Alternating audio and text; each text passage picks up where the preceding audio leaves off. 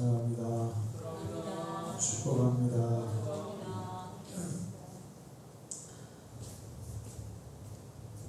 영국에 인문기관에서 연구를 했는데 햇빛을 많이 받은 사람과 햇빛을 덜 받은 사람들의 건강 차이가 아주 심하게 난다는 것을 발표했어요. 그 외에도 많은 의학자들 또 학자들이 햇빛에 대해서 연구를 많이 했습니다. 햇빛은 우리의 건강과 아주 밀접한 관계가 있어요. 햇빛을 못 받게 되면 일단 비타민 D가 부족할 것입니다. 그래서 프랑스 그 북부지방 깔레라는 지방하고 남부지방 피레네라는 지방 사람들을 연구했는데 북부지방은 햇빛이 좀 적게 비친대요. 흐린 날이 많은 거죠. 그래서 연구해 보니까 소화기 계통에 암이 많고 간경병 환자도 많고 그 다음에 우울증 환자, 자살률이 대단히 높더라는 거예요. 남부지방은 햇빛이 잘 비치는 지방 사람들이 훨씬 더 육체적으로 정신적으로 건강하다는 것입니다. 제가 이 교회 주변에 편백나무를 한 25그루 심었어요. 근데 이제 교회 앞쪽에 있는 편백나무는 햇빛을 잘 봅니다. 그래서 엄청 많이 커서 지금은 거의 한 7-8m까지 큰 것 같아요. 이제 좀 나무 티가 나요. 그래서 저 위에 이 참나무 아래 심은 편백나무가 있는데 아예 크지를 않아요. 똑같이 심었는데 아직도 내 가슴인데까지도 않아요.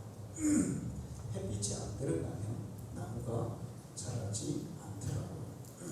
식물이든 동물이든 사람이든 햇빛을 받아야 건강하게 잘 자라게 되어 있다는 거죠. 그런데 이렇게 태양 햇빛, 빛, 우리의 육신과 관계되는 물론 그 빛이 때로는 마음도 관계가 될 수도 있어요. 그 빛도 중요하지만 영혼의 빛이 또 중요해요. 사람의 육신을 비추는 빛은 태양빛, 그 불빛인데 사람의 영혼을 비추는 빛이 있어요. 영혼에도 빛이 비쳐야 분별력도 생기고 영혼도 건강해지고 또 영혼이 건강해지면 우리의 육신과 우리의 삶 전부가 건강해져요. 오늘날 제가 보면 이 삶이 병들어 있는 사람이 너무 많아요. 가치관이 병들어 있고 생각이 병들어 있고 그렇다 보니까 살아가는 방식도 거의 환자처럼 무기력하게 그렇게 살아가는 사람들, 젊은이들도 그런 사람이 너무 많아요. 그런데 우리 영혼에 빛이 비치면 우리의 영혼이 강건해집니다. 빛이 비쳐야 사리 분별이 생겨요. 빛이 안 비치면 깜깜한 어두운 가운데에서는 아무것도 보지 못하죠.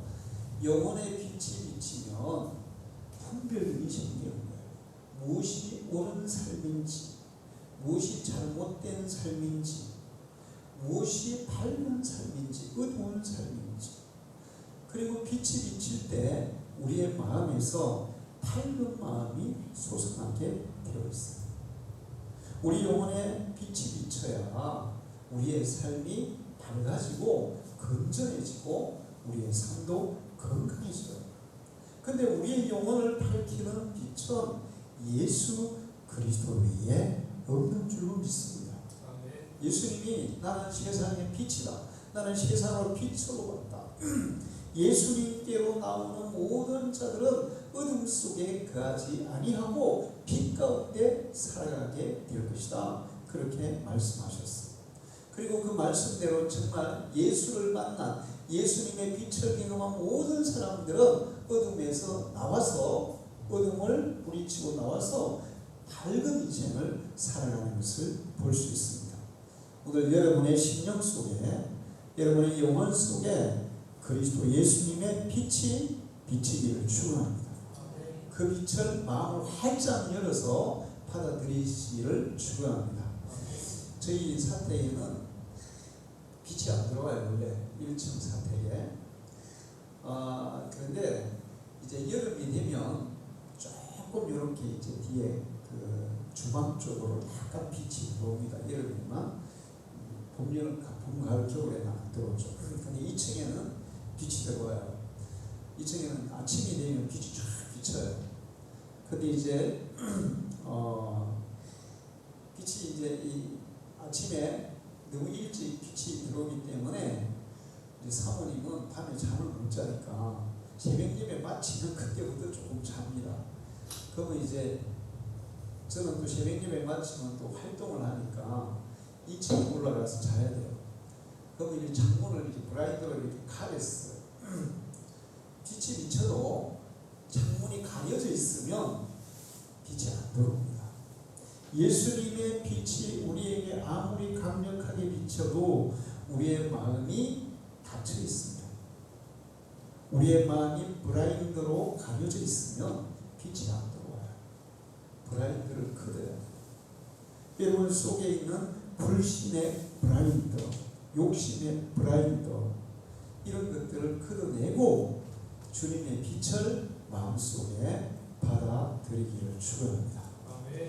그런 여러분의 영혼도, 여러분의 삶도 건강해질 줄 믿습니다. 오늘 저는 여러분에게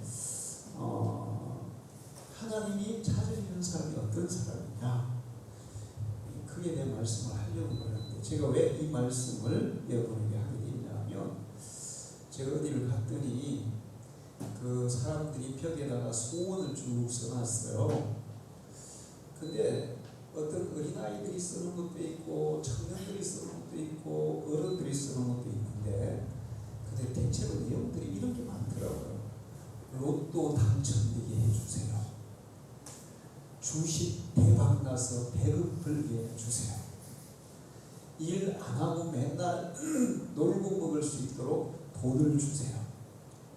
이런 얘기들을 많이 써놨어요.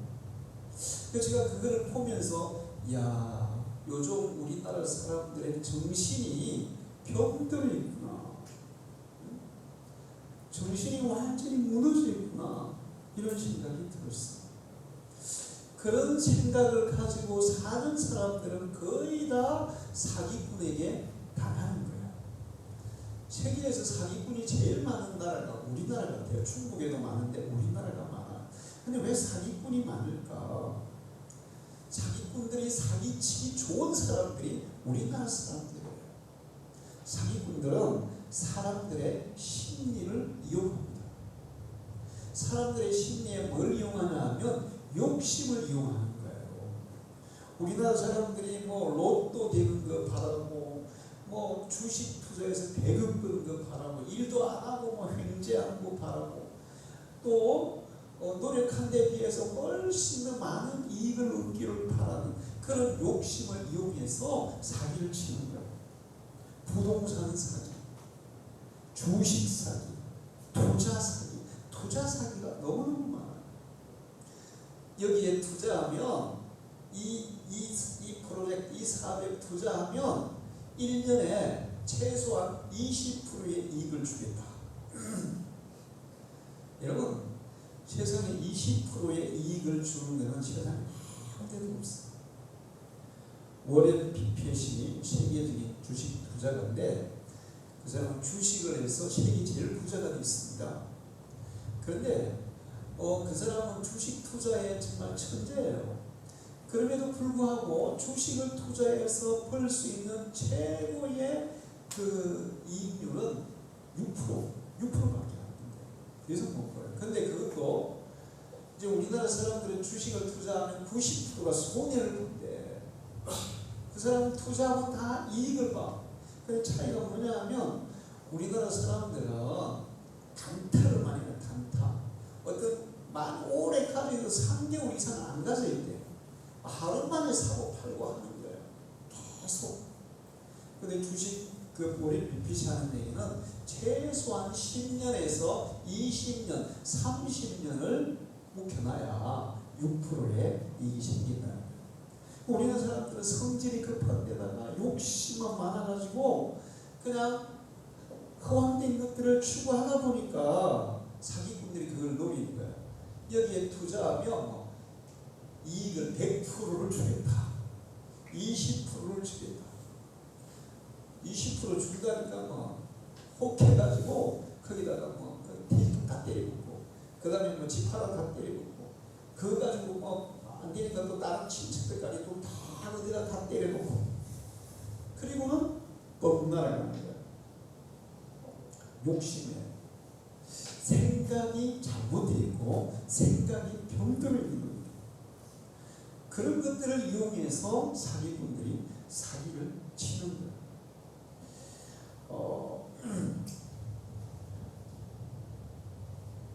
그런데 우리는 그것을 알아야 돼요.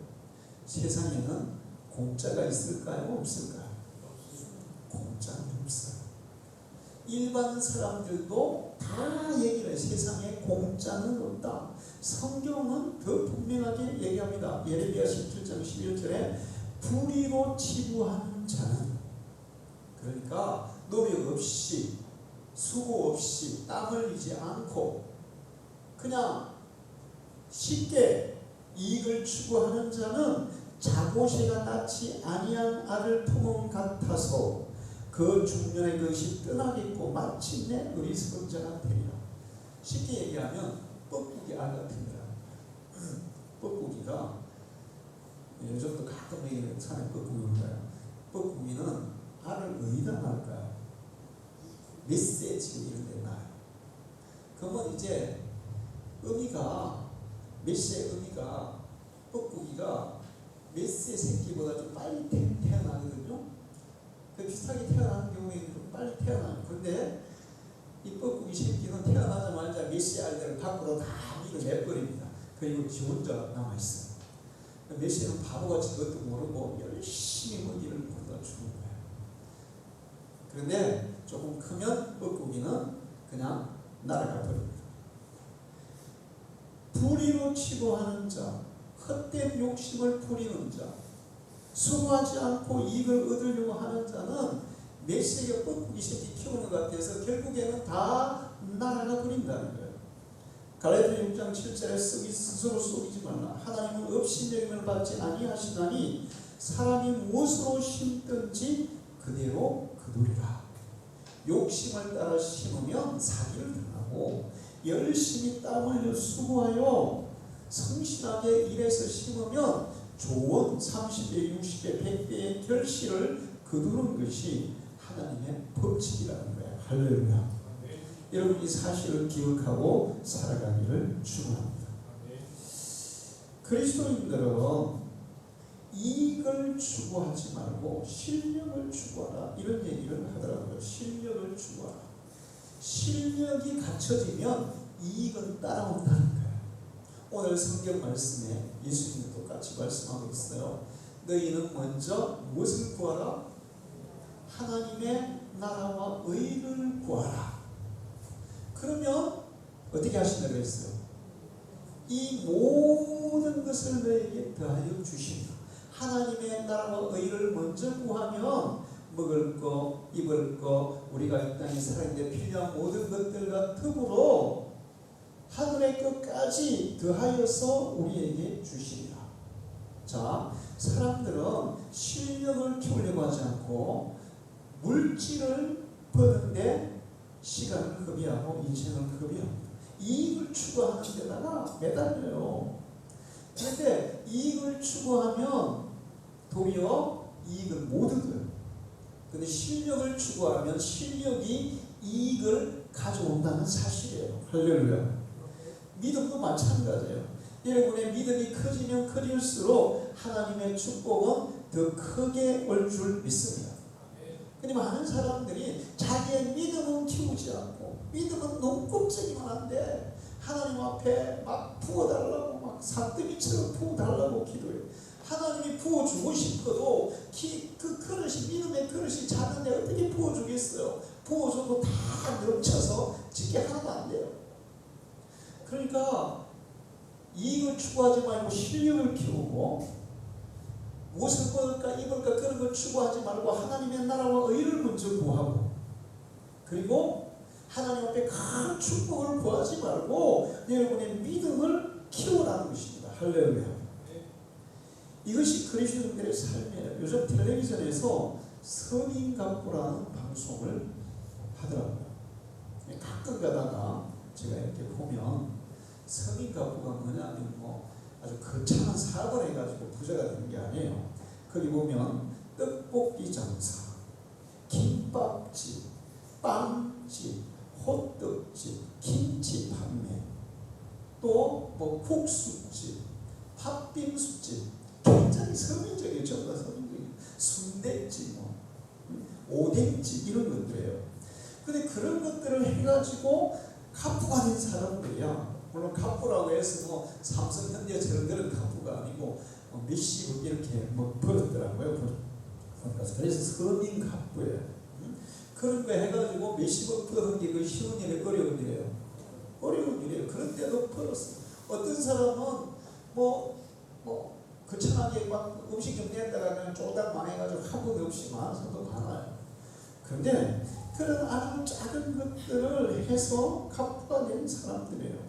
그런 방송을 하는데 제가 그걸 보면서 공통점을 찾았어요. 뭐냐면 서민 갑부가 되는 사람들은 첫째, 다른 사람보다 부지런하다는 거예요. 할렐루야. 다른 사람보다 부지런해. 일찍 시작하고 늦게까지 일하고 부지런해요. 로마서 12장 10절에 부지런하여 게으르지 말고, 성경은 그렇게 말씀하고 있습니다.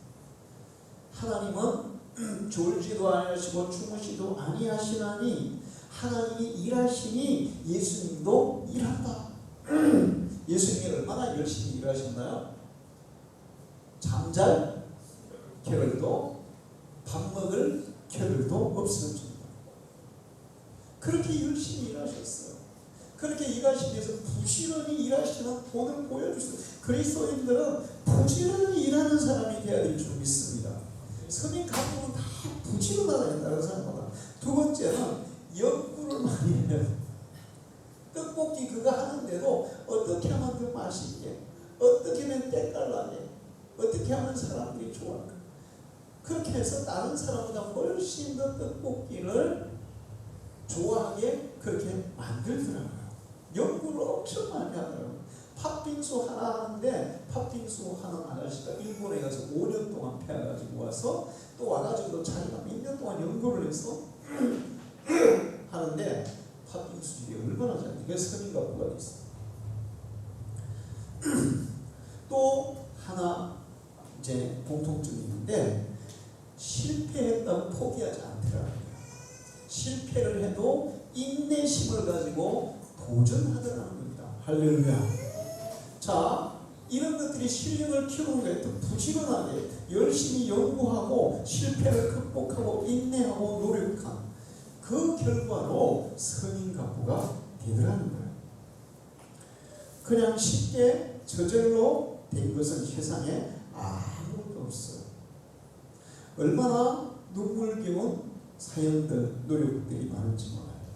대체로 다 가난한 집에서 태어나가지고 어렵게 자라고, 또 실패를 하고 죽을 뻔한 위기를 겪고, 그럼에도 불구하고 포기하지 않고 또 노력하고 또 연구하고 또 도전하고, 그러면서 갑부로 성공하더라는 것입니다. 요즘 우리나라의 많은 사람들이 쉽고 편하게 이익을 얻으려고 해요. 그러다 욕심이에요. 그렇게 욕심을 내어서 얻은 설사 이익을 얻는다고 해도 그것은 뻐꾸기 새끼 날아가듯이 날아가 버릴 것이라고 말씀하고 있습니다. 성경은 사람의 욕심이 파멸로 가는 지름길이라고 가르쳐줍니다. 마가복음 4장 19절에 세상의 염려와 재물의 유혹과 기타 욕심이 들어와 말씀을 막아 결실하지 못하는 자. 욕심은 인생의 좋은 결실을 가로막는 것이라는 겁니다. 절대로 결실을 못하게. 디모데전서 6장 9절에 부하려 하는 자들은 시험과 올무와 여러가지 어리석고 해로운 욕심에 떨어지나니 곧 사람으로 파멸과 멸망에 빠지게 하는 것이라. 물질적인 그런 욕심이 결국에는 올무가 돼서 파멸과 멸망에 빠지게 하는 것이 된다. 야고보서 1장 14절에 15절에 오직 각 사람이 시험을 받는 것은 자기 욕심에 끌려 미혹됨이니 욕심에 잉태한 적 죄를 낳고 죄가 장성한 적 사망을 낳느니라.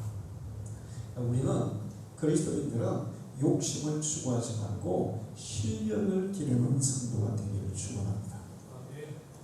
신령을 기르는 돼요. 여러분이 다른 사람보다 잘하는 게 있으면, 정말 더 좋아하는 게 있으면 거기에 열심히 노력하고 연구하고 공부하고 그래서 실력을 기르세요. 그러면 이익은 실력에 의해서 따라올 줄 믿습니다.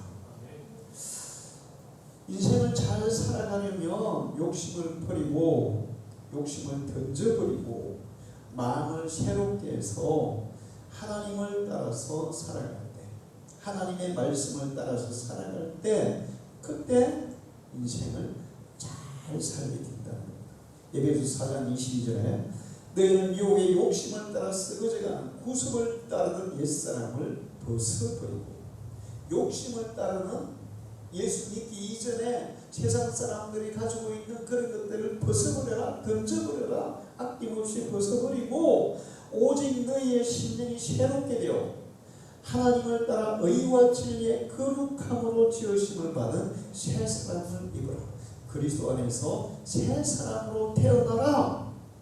그러면 우리가 인생을 정말 잘 살고 복되게 살아가게 된다고 말씀해요. 할렐루야. 자, 그래서 오늘 성경은 그리스도인들이 또 하나님이 찾으시는 사람들은 무엇을 구하면서 살아야 될지 가르쳐 주고 있습니다. 세상의 욕심, 세상의 이익을 잡으려고, 헛된 욕심을 잡으려고 인생을 허비하지 말고, 골로새서 3장 2절에는 위의 것을 생각하고 땅의 것을 생각하지 말라. 이 세상 사람들이 추구하는 것들을 추구하지 말고, 또 우리가 예수 그리스도를 알기 전에 육신의 사람일 때 추구하던 그 육신의 정욕과 육신의 욕심을 따라 살지 말고 하나님이 위에서부터, 하늘에서부터 우리에게 내려주시는 하늘의 것을 생각하고 살아가라. 그렇게 말씀하고 있어요. 그럼 하늘의 게 뭐냐는 거죠. 하늘의 게 이제 하늘의 게 뭔가에 대해서 얘기하기 전에 예수님이 우리에게 약간 책망하시는 말씀이 있어요. 예수님은 사람들과 책망하지 않습니다. 그런데 이 부분에 대해서는 예수님이 심하게 책망하세요. 뭐냐 하면 믿음이 없는 것에 대해서. 우리가 실수하고 잘못하고 넘어지고 엎어지고 이런 데 대해서는 예수님이 항상 격려하세요. 예를 들어서 보세요. 가늠하다 현장에 잡힌 여자 예수님께 잡혀와서 사람들이 죽일까 말까 돌로 때려 죽여야 돼요. 그렇게 물었어요. 근데 예수님이 뭐라 그럽니까? 나도 너를 정죄하지 아니하노니 이제는 가서 지지지 말고 살아라. 이렇게 얘기해요. 자, 이 이스라엘의 자기를 의롭다고 생각하는 바리새인, 사두개인, 서기관 이런 사람들이 세리라든지 다른 사람들 이렇게 예수님 앞에 막 고자질합니다. 근데 예수님이 그들을 어떻게 합니까? 다 용납하고 용서하고 다 품어주시죠. 그런데 이 믿음이 없는 사람들에 대해서는 예수님이 아주 심하게 뭐라 하세요. 오늘 읽은 성경에도 무엇을 먹을까 입을까 염려하지 마라. 응? 그 먹을 것 입을 것 염려하는 것은 뭐가 없기 때문이야. 뭐가 없기 때문이라 그래요. 믿음이 없기 때문이다. 믿음이 적은 자다. 그걸 왜 염려하냐. 그건 염려할 게 아니야. 걱정할 게 아니야. 너희들이 먹는 거, 입는 거 이런 거는 하나님 아버지께서 다 책임지시게 되어 있어. 할렐루야. 공중의 새도 하나님이 먹이시고 들의 풀도 하나님이 입히시고 그 하찮은 새, 하찮은 풀 이런 것도 하나님이 먹이고 입히시는데 하물며 하나님의 자녀인 너희들을 하나님이 책임지지 않겠냐. 너희들이 그것을 염려하는 것은 바로 믿음이 없기 때문이다. 예수님이 변화산에 올라갔다가 내려오니까 제자들이 간질하는 아이를 막 고치려고 애를 쓰다가 안 됐어요. 그래서 예수님 왜 우리는 안 됩니까? 이랬습니다. 그랬더니 예수님 뭐라 그래요? 믿음이 없기 때문이다. 할 수 있거든요. 무슨 말이냐? 믿는 자에게는 능치 못할 일이 없느니라. 예수님이 책망하시는 것은 우리가 뭐 실수하고 우리가 실패하고 또 우리가 넘어지고 이런 거를 책망하는 게 아니에요. 그건 예수님 다 이해해요. 믿음 없는 것은 책망해요. 믿음이 있으면 그런 거는 다 극복될 수 있는 문제예요. 가난도 극복될 수 있는 문제고 질병도 극복될 수 있는 문제고 실패도 극복될 수 있는 문제예요. 믿음이 있으면. 할렐루야. 근데 믿음이 없으면 지금 잘 살아도 언제 올라갈지 몰라요. 언제 넘어질지 몰라요. 언제 쓰러질지 몰라요. 여러분이 믿음의 사람이 되기를 축원합니다. 여러분은 하나님의 약속을 믿으십시오. 시편 107편 9절에 그가 사모하는 영혼에게 만족을 주시며 줄인 영혼에게 좋은 것으로 채워주시니로다. 여러분이 하나님을 사모하고 또 하나님을 의지하고 그럴 때 만족을 주시고 줄인 영혼에게 좋은 것으로 채워주시니로다. 하나님은 반드시 우리에게 좋은 것을 주시는 분임을 믿으시기를 축원합니다. 너희 악한 아버지도 자식이 좋은 걸 주지 않냐? 하물며 하나님 아버지께서 구하는 자들에게 하나님을 믿고 구하는 자들에게 좋은 것을 주는 게 마땅하지 않냐? 그렇게 말씀하셨어요. 빌립보서 4장 19절에 나의 하나님이 그리스도 예수 안에서 영광 가운데 그 풍성한 대로 너희 모든 쓸 것을 채우시리라. 할렐루야. 하나님께서 여러분의 모든 쓸 것을 채우심을 믿으시기 바랍니다. 우리의 필요한 걸 더하시고 필요한 것 위에 더 채워주시는 그 시편 34편 10절에 다윗은 그렇게 고백해요. 젊은 사자는 궁핍하여 줄일지라도 여호와를 찾는 자는 모든 것에 부족함이 없으리로다. 할렐루야. 경험한 사람들의 고백이에요. 다윗이 경험해 보니까 정말 젊은 사자, 용맹한 젊은 사자가 굶주려서 헐떡거려도 하나님을 의지하는 사람은 모든 쓸 것을 다 채워주시더라. 할렐루야.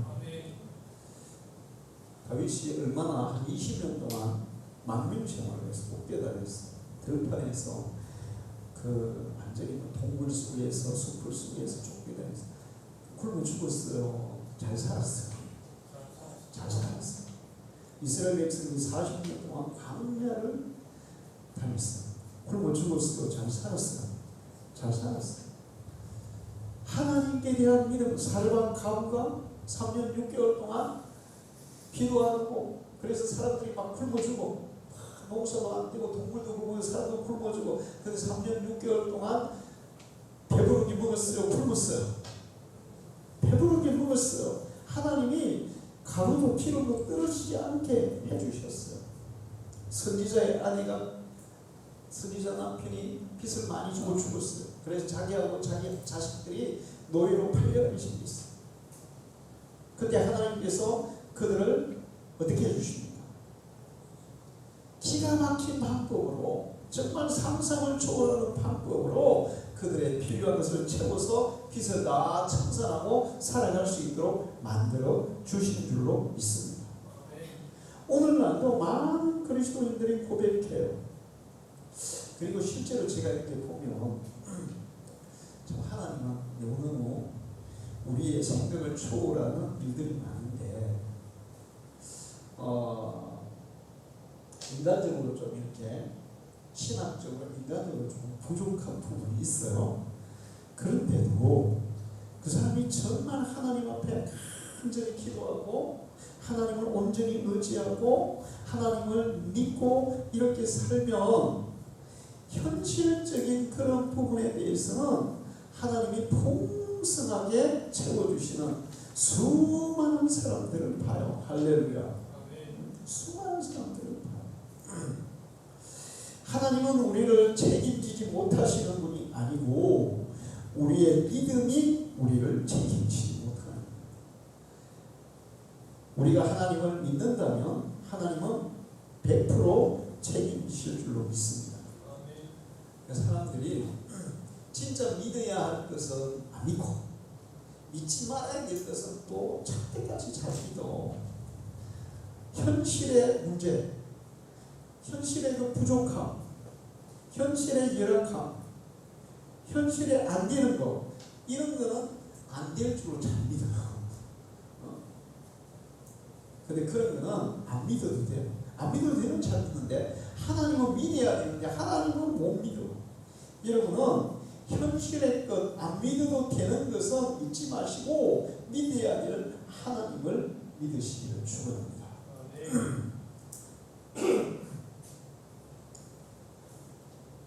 하나님께서 우리의 모든 것을 책임지실 줄로 믿으십시오. 그래서 세상 사람들이 구하는 먹을 거, 입을 거, 현실적인 채무에 이런 것들을 신경 쓰지 말고 오늘 말씀하는 위의 것, 하나님이 원하시는 것, 정말 그리스도인으로서 좀 더 고상한 가치를 추구하면서 살아가기를 축원합니다. 너희는 먼저 그의 나라와 그의 의를 구하라는 것은 하나님의 나라와 하나님의 의를 추구하라는 거예요. 먼저 추구하라는 거예요. 자, 우리가 그러면 하나님이 찾으시는 사람 그리고 그리스도인들의 구해야 될 게 뭐냐? 먼저 위의 것이라는 위의 것, 하늘의 것, 영원한 가치, 하나님이 원하시고 기뻐하시는 것, 하나님의 영광이 되는 것, 이런 것들을 추구하라는 거예요. 골로새 3장 1절에 그러므로 너희가 그리스도와 함께 다시 살리심을 받았으면 위의 것을 찾아라. 거기는 그리스도께서 하나님 우편에 계시느니라. 야고보서 3장 1절에 오직 위로부터 난 지혜는 첫째 성결하고 다음에 화평하고 관용하고 양순하며 긍휼과 선한 열매가 가득하고 평경과 거짓이 없나니. 위의 것, 하늘의 것을 추구하라는 것입니다. 하늘의 것이 어떤 거냐? 성결한 것, 깨끗한 것, 관용한 것.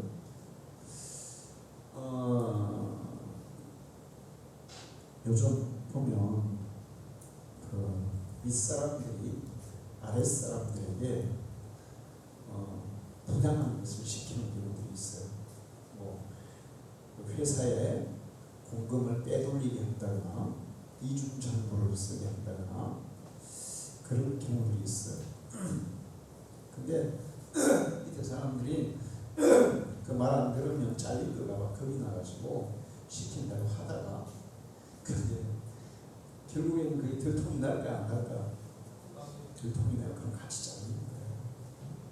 근데 성결한 것, 깨끗한 것 그렇게 할 때 안 됩니다. 이렇게 하시면 안 됩니다. 저는 못합니다. 안 합니다. 이렇게 해야 되는데 이렇게 하는 사람들도 간혹 있어요. 근데 그런 사람들의 감정을 들어보면 그 부정을 해야 되는 사람이 쫓겨날 때 그 윗사람의 자리에 깨끗하게 했던 사람이 가는 경우들이 종종 있더라고요. 할렐루야.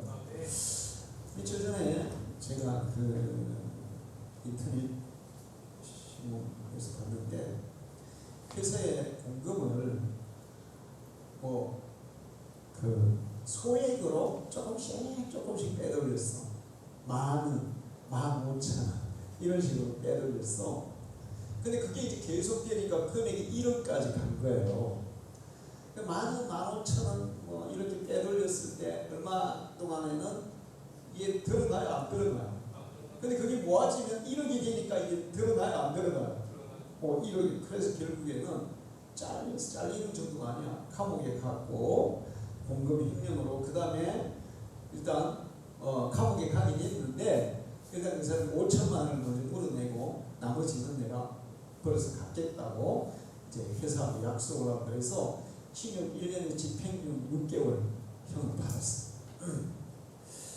부정하게 사는 것은 땅의 것을 추구하고 내 이익을 위해서 부정하게 부당하게 자기 욕심을 거짓으로 챙기는 것은 땅의 것을 추구하는 사람이고, 내가 조금 이익을 덜 보더라도 손해를 보더라도 깨끗하게 정직하게 의롭게 하는 것은 위의 것을 추구하는 거예요. 할렐루야.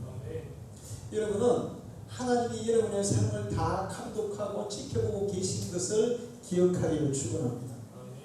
하나님의 눈이 어떤 눈이라고 그랬어요? 불꽃 같은 눈으로 우리를 지켜보신다. 하나님이 불꽃 같은 눈으로 지켜보신다고 할 때 우리를 막 감시하기 위해서 지켜보는 건 아니에요. 우리를 돌보기 위해서, 우리를 지키기 위해서 불꽃 같은 눈으로 지키시는데, 불꽃 같은 눈으로 지켜보시다 보니까 우리가 잘못하는 것도 하나님의 눈에 보일까요? 안 보일까요? 보인단 말이에요. 다윗은 밧세바를 취하고 우리아를 죽일 때 남이 알게 했어요? 모르겠어요. 근데 누가 다 보고 있었어요? 하나님도 보고 있었어요. 그리고 그 다윗의 잘못에 대해서 하나님이 다윗에게 징계했는데 그 징계가 무서워요? 안 무서워요? 무서운 거였어요. 무서운 거였어요. 하나님은 다 보고 계신다. 위의 것을 찾는 사람은, 하늘의 것을 구하는 사람은 깨끗한 것, 화평한 것, 양순한 것, 선한 열매, 긍휼히 여기는 것, 이런 것들을 구하면서 사는 것이 하늘의 것을 추구하는 삶이라는 거예요. 그리스도인들은 선한 것을 추구하면서 살아야 될 줄 믿습니다. 갈라디아서 5장 20절 23절에 오직 성령의 열매는 사랑과 희락과 화평과 오래 참을 자비와 양선과 충성과 온유와 절제, 이런 것들이 하늘의 거예요. 여러분의 마음속에 이런 것들이 있으시기를 축원하고 또 이런 것들을 추구하면서 살아가기를 축원합니다. 자, 그 다음에는 하나님의 나라와 의를 구하는데, 하나님의 나라를 구하라고 했어요. 하나님의 나라를 구한다는 것은 천국을 사모하는 삶이에요. 지금 당장에 천국에 가자가 아니라 내가 천국에 갔을 때 하나님 앞에 부끄럽지 않은 사람으로 가기를 추구하는 거예요. 할렐루야. 천국에 갔는데 하나님은 우리가 이 땅에 살아가면서 행동하고 말하는 모든 것들을 촬영할까요? 안 할까요? 네?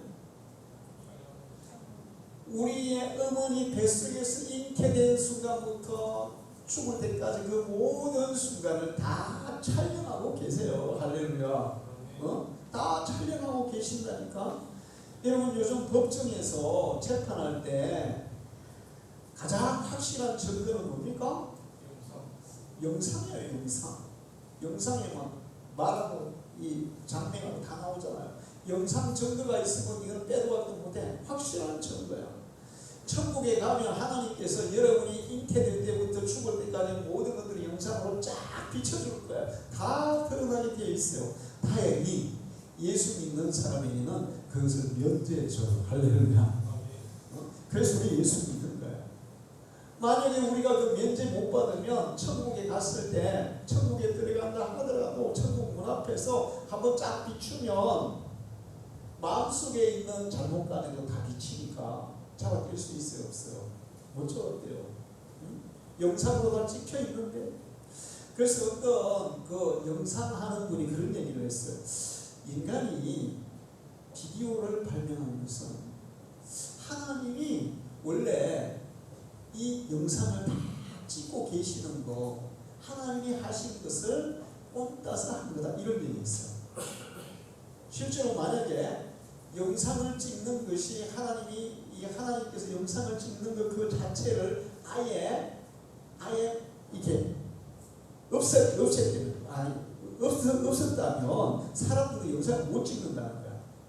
하나님이 창조하신 것이 여기 있죠. 하나님이 영상을 찍는 그런 기술을 본래부터 하나님이 가지고 계시기 때문에 인간도 영상을 찍는다는 거예요. 자, 하나님의 나라를 구한다는 것은 내가 하나님 나라에 갔어, 천국에 갔어. 그때 과연 하나님 앞에 내가 부끄럽지 않는 삶을 사느냐 안 사느냐, 하늘나라에 갔을 때 내가 이 땅에서 어떻게 살았느냐, 그것을 이제 보여드리기 위해서 하늘나라를 구하면서 살라는 겁니다.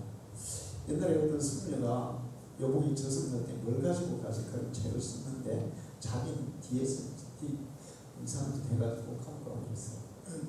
여러분 천국 갈 때 뭘 가지고 가실 겁니까? 하나님께서 여러분을 보시고 그래 수고했다, 착하고 충성되었죠. 물론 우리에게 부족한 부분이 많이 있어요. 그런데도 우리가 하나님 나라를 추구하면서 살게 되면 하나님 앞에 섰을 때 그래 수고했다, 착하고 충성됐죠가 칭찬할 줄로 믿습니다. 예수 믿는 사람은 하나님 나라에 섰을 때를 생각하고 살아야 돼요. 우리의 삶이 이 땅에서 끝나는 게 절대 아니라요. 이 세상의 삶은 하나님 나라에 들어가는 전초 과정에 불과해요. 연습하는 과정에 불과해요. 그리고 우리가 가서 살아야 할 영원한 하나님 나라예요. 그때 하나님 나라에 갔을 때 하나님 앞에 부끄럽지 않게 서도록 살기 위해서 힘쓰는 게 하나님 나라를 추구하는 삶이에요. 할렐루야. 또 한 가지는 뭐냐 하면 이 땅 위에 하나님의 나라가 이루어지도록 추구하면서 사는 것이 하나님 나라를 추구하는 삶이에요. 우리가 주기도 보면 나라가 임하오시며 뜻이 하늘에서 이루어니까 땅에서도 이루어지리라 이렇게 기도하죠. 하나님의 나라가 이 땅에 이루어지기를 기도하고 또 하나님의 이 땅에 나라가 이루어지기를 수고하는, 힘쓰는 그런 삶이 하나님 나라를 구하는 삶이라는 거예요. 그래서 많은 믿음의 사람들이 돈을 벌어도 그 돈으로 이 땅에 하나님 나라를 이루기 위해서 쓰는 사람이 많이 있어요. 또 어떤 선교사들은 이 땅에 하나님의 나라를 이루기 위해서 자기의 명예와 자기의 이익과 자기의 인생을 다 투자해서 정말 열악하고 어려운 곳에 가서 하나님 나라를 이루기 위해서 수고하는 그런 선교사들도 많이 있어요. 그렇게 해서 그들이 가서 그곳에서 정말 열악한 그런 나라에 가서 복음을 전하고 하나님 나라를 그 땅에 이루기 위해서 수고해서 그 사람들이 예수 믿고 구원을 받고 그들의 삶이 그들의 환경이 나아지는 그런 역사들이 일어나고 있는 줄로 믿습니다. 복음이 전해지고 복음이 전해진 곳의 사람들이 예수의 빛을 받아서 참 믿음으로 살게 되면 그들의 지역도 그들의 환경도 그들의 모든 삶이 변화가 되는 거예요. 할렐루야. 살기 좋은 세상으로 바뀌더라고요. 살기 좋은 나라로. 우리나라도 대표적인 케이스예요. 우리나라도 그리스도의 복음이 전해진 이후에 세계적으로 깜짝 놀라는 그런 놀라운 변화들이 일어난 줄 믿습니다. 하나님의 나라가 이 땅에 이루어지도록 그것을 추구하면서 사는 삶이 하나님 나라를 구하는 삶이에요. 여러분이 그렇게 되기를 축원합니다. 그 다음에 하나님의 의를 구하라 했어요. 하나님의 의. 사람의 의가 아니고 하나님의 의예요. 사람의 의는 자칫하면 그 의가 다른 사람에게 치명상을 주기도 해요. 자, 지금 이제 과거 지난번에 박근혜 대통령 탄핵했어요. 그리고 많은 사람들이 감옥 갔어요. 물론 잘못한 거에 대해서는 뭐 벌을 받는 게 당연해요. 그런데 그게 과연 정말 공정한 공이었나? 여러분 그렇게 생각이 듭니까? 사람들이 그 정치인들이 행하는 그 의가 과연 정말 공정한 의였다? 이렇게 생각이 듭니까? 그렇지 않아요.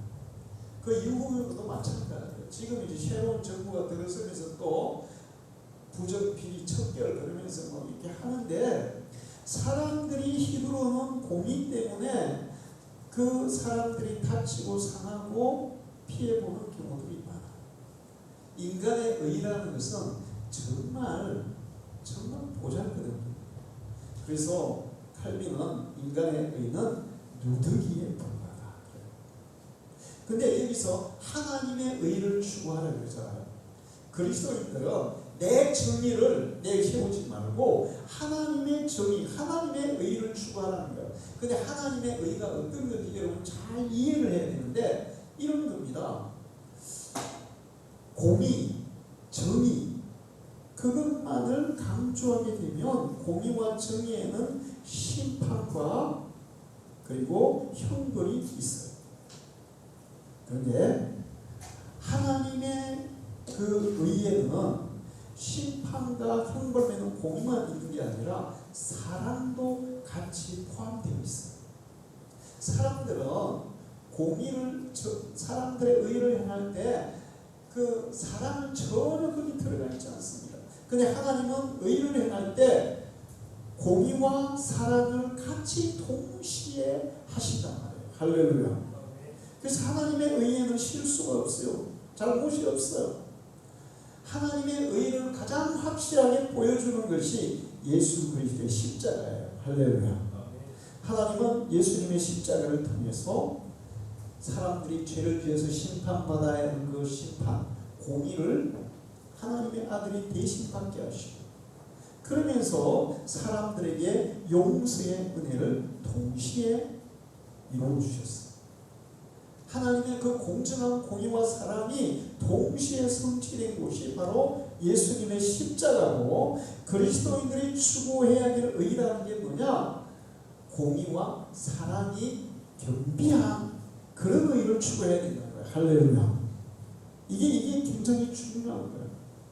공의와 사랑이 겸비된 의. 그게 하나님의 의예요. 그래서 우리가 진정으로 그리스도를 믿을 때 예수의 정신으로부터 나올 수 있는 것이 좀 있습니다. 믿음 없이 되는 건 아니에요. 예수를 진실로 믿고 그 예수의 사랑을 힘입을 때 진정한 의가 실천되어질 수 있어요. 하나님의 의, 그 은혜는 그런 거예요. 삶의 성실, 믿음, 순결, 정직, 생각, 느낌, 행동 이 전부 다 올바른 것을 의미한다. 마음이나 행동이나 느낌이나 그 모든 것이 다 올바른 것. 그게 하나님의 의다. 우리나라에서 의를 행하는 사람들이 겉으로는 의를 행하는데 속으로는 이 의를 해서 저 사람들을 징계하고 타도해서 내가 권세를 잡고 내가 자리를 차지하려고 하는 그런 의도가 있을까요? 없을까요? 있어요. 근데 하나님의 의는 마음도 순결하고 행동도 순결하고 마음도 깨끗하고 행동도 깨끗한데 그러니까 사랑과 공의가 동시에 들어있는 의 이게 그리스도인들의 의인데 여러분 이것을 실천하면서 살아가기를 축원합니다. 이렇게 살아가는 사람들을 하나님이 찾으신단 말이에요. 사도행전 13장 22절을 보면 피하시고 다윗을 왕으로 세우시고 충만하여 이르시되 내가 이세 아들 다윗은 내 마음에 맞는 사람이라 내 뜻을 다 이루리라 하시더니 하나님의 마음에 하나님의 뜻에 곧 하나님께 속한 사람은 하나님께서 다윗을 사용하듯이 다윗을 축복하듯이 다윗을 쓰시듯이 쓰신다는 거예요. 할렐루야. 하나님이 우리를 써줘야 돼요. 응? 내가 부자가 되려고 하는데 부자가 되는 게 아니에요. 하나님을 우리를 부자의 도구로 써줄 때 부자가 되는 거예요. 할렐루야. 하나님이 우리를 다윗처럼 어떤 그런 권세와 능력을 주어서 그걸 통해서 하나님의 나라를 이루고자 하실 때 하나님이 쓰시는 거예요. 왕이나 대통령은 누가 세운다 그럽니까? 하나님이 세워요. 그러면 못된 대통령도 하나님이 세웁니까? 하나님이 세울까요? 하나님이 세우죠. 사람들을 징계하기 위해서 못된 대통령도 세워요. 선한 대통령도 하나님이 세워요. 하나님의 마음에 합한 사람을 하나님이 들어서 하나님의 선한 도구로 사용할 줄 믿습니다. 자, 김영한이라는 숭실대 교수, 숭실대 총장, 대학원 총장하신 교수님이 계세요. 지금은 기독교 학술 원장을 하고 계세요. 교수 은퇴하고. 그런데 이분이 어릴 때 자랄 때 자기 외할머니가 정말 신실한 권사님이셨어요. 근데 그 외할머니가 이 교수님에게 항상 하는 얘기가 너는 앞으로 살면서 하나님의 나라와 의를 구하는 사람이 되어라 이렇게 했대요. 그러면서 그 말씀을 듣고 자라서 17살 때 인격적으로 주님을 만나고 정말 그때부터는 그래 나도 이제 내 평생 하나님의 나라와 의를 위해서 살아야 되겠다 그런 다짐을 하고 무엇을 하든지 항상 생각했다는 거예요. 이게 하나님 나라를 위한 거냐? 이게 진짜 하나님의 의냐? 내 의냐? 하나님의 의냐? 이게 하나님 나라를 위한 거냐? 아니면 내 이익을 위한 거냐? 그것을 계속 점검하면서 살았다는 거예요. 그렇게 해서 이제 그 독일에 가서 유학을 하고 박사학위를 받고 있는데 독일에 그 당시에 자유주의 신앙이 굉장히 유행했어요. 그런데 자기는 항상 이 신앙이 과연 하나님의 나라와 의에 합당한 것이냐 아니냐 그거를 생각하면서 공부를 해서 그 자유주의 신학에 안 빠지는 것 같다는 거예요. 순수한 신학을 할 수 있다는 거예요. 공부도 그렇게 할 때는 원래 철학을 전공했어요. 그리고 평생을 그렇게 살았는데 숭실대에서 34년간 교수를 했고 하나님의 숭실대는 원래 기독교 대학이잖아요. 근데 기독교 대학원이 없더래. 기독교 대학이 기독교 대학원이 없어. 그래서 20년 동안 자기가 노력해서 기독교 대학원을 숭실대 안에 만들었대요. 하나님께서 귀하게 사용하실 줄로 믿습니다. 그가 하나님의 나라와 의를 구하면서 사니까 하나님이 찾으시는 사람이 됐고 하나님이 쓰시는 사람이 되었고 하나님이 축복하는 사람이 되었습니다. 여러분도 그런 믿음의 사람이 되기를 축원합니다. 우리 찬양 하겠습니다. 말씀 앞에서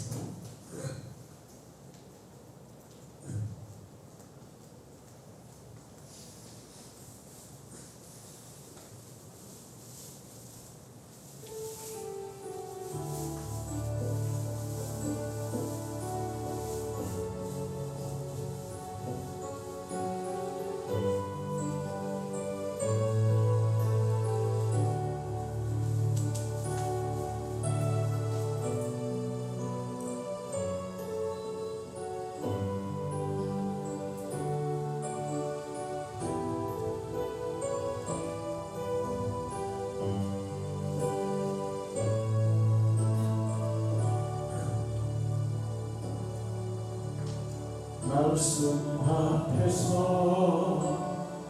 경외함으로 주께 홀로 섭니다.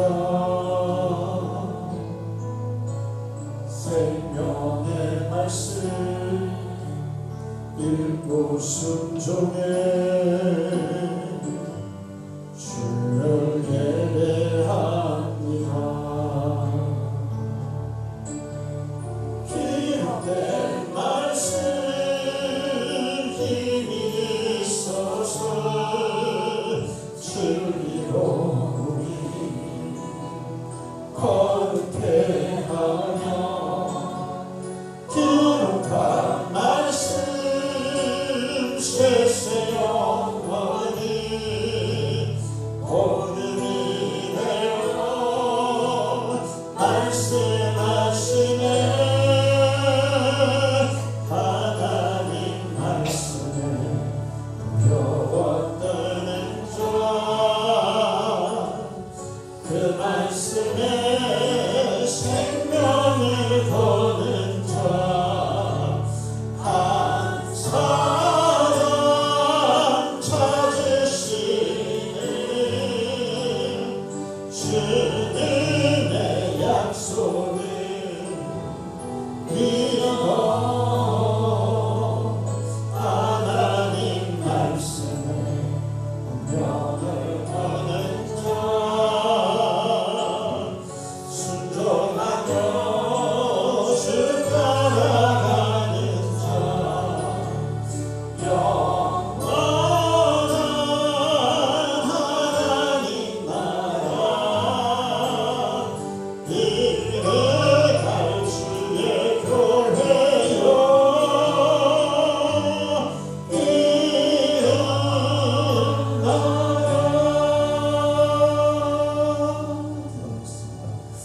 하나님 아버지, 저희들을 불러서 하나님 나라를 성으로 삼으시고 하나님의 자녀로 삼으시고 감사합니다. 오늘도 귀한 말씀 우리에게 주셔서 감사합니다. 세상 사람들처럼 모습으로 가리우니까 염려하지 말고 또 세상에 근원한 것들을 욕심내지 말고 하나님의 나라와 의를 구하며 하늘의 것을 추구하며 살아가는 믿음의 사람들이 되게 해 주시옵소서.